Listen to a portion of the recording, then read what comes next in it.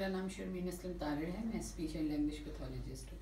इस वीडियो में हम जिस टॉपिक को आज एड्रेस कर रहे हैं या जिस मौजू के ऊपर बात कर रहे हैं वो है कि बच्चे के साथ एक ही वक्त में कितनी ज़ुबानें बोली जाएं, एक ही ज़ुबान बोली जाए या एक ही लैंग्वेज बोली जाए या एक से ज़्यादा बोली जाए।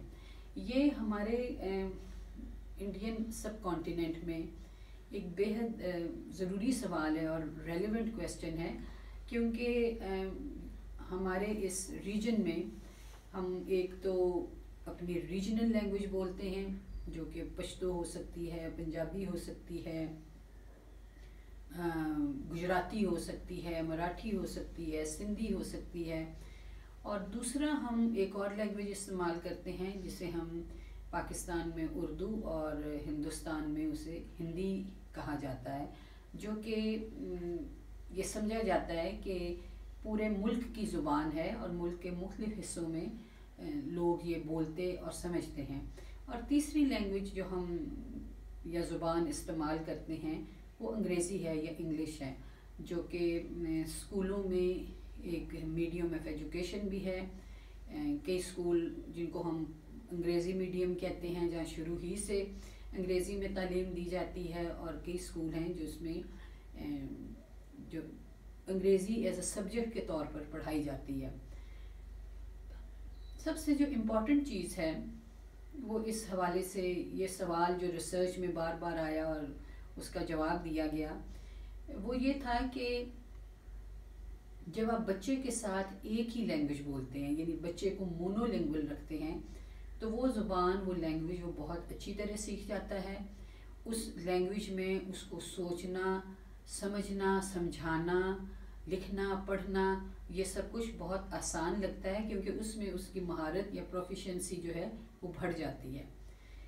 रिसर्च ये कहता है कि जब एक छोटे बच्चे को हम बात कर रहे हैं कि उसी ज़ुबान के सिखाने के साथ वो बच्चा बड़ा हुआ है, एक छोटे बच्चे के साथ जब आप फ़र्क लैंग्वेजेस बोल रहे हैं, जैसे कि एक पंजाबी बच्चा है, घर में उसके साथ पंजाबी बोली जा रही है, वो 2, 2.5 साल 3 साल की उम्र में पंजाबी सीख लेता है, फिर वो इर्द गिर्द की दुनिया से बाहर निकल रहा है, रिश्तेदारों से, लोगों से मिल रहा है, साथ वो उर्दू पिक कर रहा है, अगर वो हिंदुस्तान में है तो वो हिंदी पिक कर रहा है।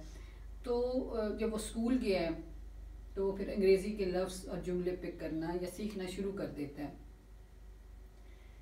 ऐसा नहीं है कि ये तीनों ज़ुबानें क्योंकि एक वक्त में उसको एक्सपोजर दिया जा रहा है या उसको सिखाई जा रही हैं तो वो सारे ही तीनों ज़ुबानें ही बुरे तरीके से सीखेगा। बल्कि रिसर्च ये कहता है कि जो इंसानी दिमाग है या ह्यूमन जो इंटेलिजेंस है उसके लिए एक वक्त में कई ज़ुबानें सीखना मुश्किल नहीं है। अब हम एक ऐसे बच्चे की बात कर रहे हैं जिसको कि कोई पैथोलॉजी या कोई प्रॉब्लम या कोई बीमारी नहीं है। एक आम जो बच्चा है उसमें एक ही वक्त में बहुत सी ज़ुबानें सीखने की जो सलाहियत होती है। और हम अपने इर्द गिर्द से बहुत से बच्चे देखते हैं जो कि अपने घर में, अपने मोहल्ले में अपनी रीजनल लैंग्वेज बड़ी अच्छी तरह बोल रहे हैं। दुकानों पे गए हैं या कहीं बाहर गए हैं तो कोई उर्दू हिंदी बोल रहा है तो वो भी मुनासिब है, और स्कूल में वो अंग्रेज़ी भी बोल रहे होते हैं। अब ये सवाल ये है कि स्कूल में अंग्रेज़ी सिखाने का स्टैंडर्ड क्या है। ज़ाहिर है बच्चे में जो इनपुट डाली जाएगी वही आउटपुट की शक्ल में बाहर निकलेगी। बच्चा जो है ये क्यों कहा गया कि बच्चे के साथ एक वक्त में एक ही ज़ुबान बोलें या उसको मोनोलिंगुअल रखें। समहाउ पिछले 40-50 साल पहले ये फ़र्ज़ किया गया, ये अज्यूम किया गया कि इंसान का दिमाग कंप्यूटर की तरह होता है, लिहाजा आप उसको ओवरलोड नहीं कर सकते और आपको ओवरलोड नहीं करना चाहिए। जो ह्यूमन इंटेलिजेंस है वो जो कंप्यूटर की इंटेलिजेंस है या जो आर्टिफिशियल इंटेलिजेंस है उससे कहीं ज़्यादा है।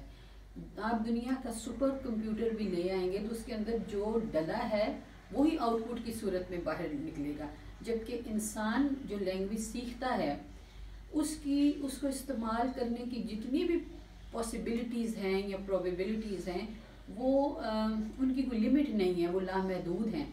इसलिए इंसान के बच्चे के लिए लैंग्वेज सीखना कंप्यूटर में लैंग्वेज फीड करने या डालने की तरह नहीं है, उसकी सलाहियतें उससे बहुत ज़्यादा हैं। अच्छा, अब ये एक और वजह ये कही गई बच्चे के साथ एक ही वक्त में एक ज़ुबान बोलने का, और वो ये फ़र्ज़ किया गया कि जी क्योंकि स्कूलों में अंग्रेज़ी है, लिहाजा बच्चे के साथ अगर हमने एक ज़ुबान बोलनी है, उसे मोनोलिंगुअल रखना है, तो फिर वो इंग्लिश ही हो, वो अंग्रेज़ी ही हो।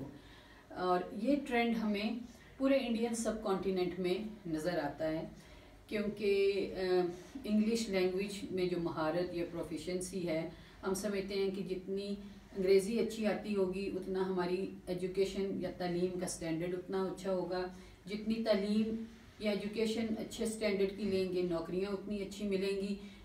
हम अभी इस बहस में नहीं पढ़ रहे हैं कि हम अंग्रेज़ी को स्टेटस के साथ भी मिलाकर देखते हैं, वो एक और बहस है। तो ये सोचा गया कि अगर एक ही ज़ुबान सिखानी है तो फिर अंग्रेज़ी सिखाई जाए, क्योंकि वो स्कूल की ज़ुबान है, और जितनी ज़्यादा हम घर में बोलेंगे उतनी ही ज़्यादा उसको स्कूल में अच्छी आएगी। अच्छा, अब इसमें दो तरह के लोग आ गए। एक वो थे जो कि अंग्रेज़ी पूरी बोल रहे थे बच्चों के साथ, यानी पूरे पूरे जुमले। एक वो ग्रुप इसमें शामिल हो गया जिनको पूरी इंग्लिश बोलनी तो नहीं आती थी, लेकिन उन्होंने इंग्लिश की बहुत सी वोकेबलरी और कई दफ़ा अजीबो गरीब कॉम्बिनेशन में इस्तेमाल करनी शुरू कर दी। बेटा टेबल से एप्पल उठा लो, चलें या नाउंस तक तो बात ठीक है, बेटा एप्पल ईट कर लो।